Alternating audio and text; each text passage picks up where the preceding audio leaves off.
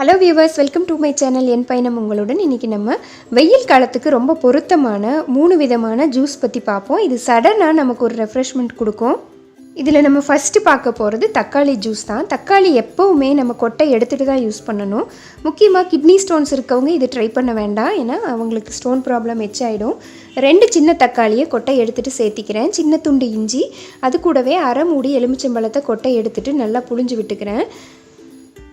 இது கூடவே நம்ம கொஞ்சமாக க்ளீன் பண்ணி கழுவி வச்சுருக்க புதினா இலை ஒரு 5லேருந்து 6 இலை சேர்த்தி நைஸாக அரைச்சி எடுத்துக்கலாம். கொஞ்சமாக நான் வெள்ளை சர்க்கரை சேர்த்துறேன். உங்களுக்கு தேவைன்னா கரும்பு சர்க்கரையோ தேனோ கூட சேர்த்திக்கலாம். நைஸாக அரைச்சி இந்த மாதிரி வடிகட்டி எடுத்துட்டா அவ்வளோதான், நம்மளுக்கு இந்த தக்காளி ஜூஸ் ரெடி ஆகிடும். வெயிலில் அதிகமாக அலைஞ்சு திரிஞ்சு வர்றப்ப உடனடியாக நம்மளுக்கு ஒரு ரெஃப்ரெஷ்மெண்ட் தர்றதுக்கு இந்த ஜூஸ் ரொம்பவே பொருத்தமாக இருக்கும். முக்கியமாக கிட்னி ஸ்டோன்ஸ் இருக்கவங்க, கிட்னி ப்ராப்ளம் இருக்கவங்க இதை எடுத்துக்க வேண்டாம். இதில் இருக்க நிறைய இம்பார்ட்டண்ட் காம்பவுண்ட்ஸ் எல்லாம் நம்மளுக்கு வெயிட் லாஸ்க்கு ஹெல்ப் பண்ணுறது மட்டும் இல்லாமல் கலர் காம்ப்ளெக்ஷன் இம்ப்ரூவ் பண்ணும். முக்கியமாக நம்ம பிளட்டில் இருக்க ஹீமோக்ளோபின் அளவை கூட அதிகப்படுத்தும். இதே வீக்லி ஒன்ஸ் மட்டும் நீங்கள் எடுத்துக்கிட்டால் போதும். ஆல்ரெடி சொன்ன மாதிரி கிட்னி இஷ்யூஸ் இருக்கவங்க தயவு செஞ்சு அவாய்ட் பண்ணிடுங்க. அடுத்து நம்ம பார்க்க போகிறது கொத்தமல்லி ஜூஸ் தான். ஒரு 2 கொத்தமல்லி எடுத்து அந்த வேரை மட்டும் நீக்கிட்டு நல்லா கழுவி இந்த மாதிரி மிக்ஸி ஜாரில் ஆட் பண்ணிவிட்டு ஒரு அரை மூடி எலுமிச்சம்பழத்தை கொட்டையெல்லாம் எடுத்துகிட்டு புழிஞ்சு விட்டுக்கலாம். 1 ஸ்பூன் அளவுக்கு சீரகம் அப்படியே சேர்த்திக்கலாம். சீரக பொடி இருந்தாலும் நீங்கள் எடுத்துக்கலாம். கொஞ்சமாக உப்பு, கூடவே அரை ஸ்பூன் அளவுக்கு மேங்கோ பவுடர், ஆம்ச்சூர் பவுடர்னு சொல்லுவாங்க, இது ரொம்ப நல்லது தான்.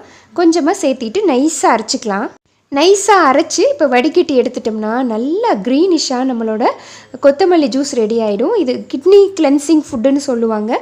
கிட்னி ஸ்டோன்ஸ் இருக்கவங்களும் வீக்லி ஒன்ஸ் இந்த மாதிரி எடுத்துக்கலாம். அவ்வளோதான். இதில் சுகர் நம்ம சேர்த்துறதில்லை. இந்த புளிப்பு உப்பும் ரெண்டுமே நல்லாயிருக்கும். அடுத்து நம்ம பார்க்க போகிறது ஜல்ஜீரா ஜூஸ் தான். இதுக்கு இந்த மாதிரி ஒரு ஏர்டைட் கண்டெய்னர் எடுத்துகிட்டு அரை மூடி எலுமிச்சம்பழத்தை நல்லா புழிஞ்சு விட்டுடலாம். கொட்டையெல்லாம் எடுத்துட்டோம்னா இன்னுமே நம்மளுக்கு ஈஸி தான். அது கூட நல்லா கழுவி சுத்தம் பண்ணி வச்சுருக்க 10 புதினா இலையை தட்டி சேர்த்திக்கிறேன். குட்டி துண்டு இஞ்சியையும் தட்டி சேர்த்திக்கிறேன்.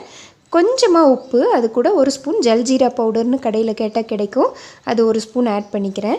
இப்போ தேவையான அளவுக்கு தண்ணி விட்டு நல்லா அப்படியே டைட்டாக மூடி குலுக்கிக்கலாம். இதில் நம்ம சர்க்கரை சேர்த்துறதில்ல. இந்த புளிப்பு உப்பு இதெல்லாம் சேர்ந்து டேஸ்ட் ரொம்ப நல்லாயிருக்கும். அவ்வளோதான், ரெடி ஆகிடுச்சு நம்மளோட கொத்தமல்லி juice, tomato juice plus jaljeera juice 3மே. பொதுவாக வெயில் காலங்களில் அதிக அளவு தண்ணியை நம்ம எடுத்துக்கணும்.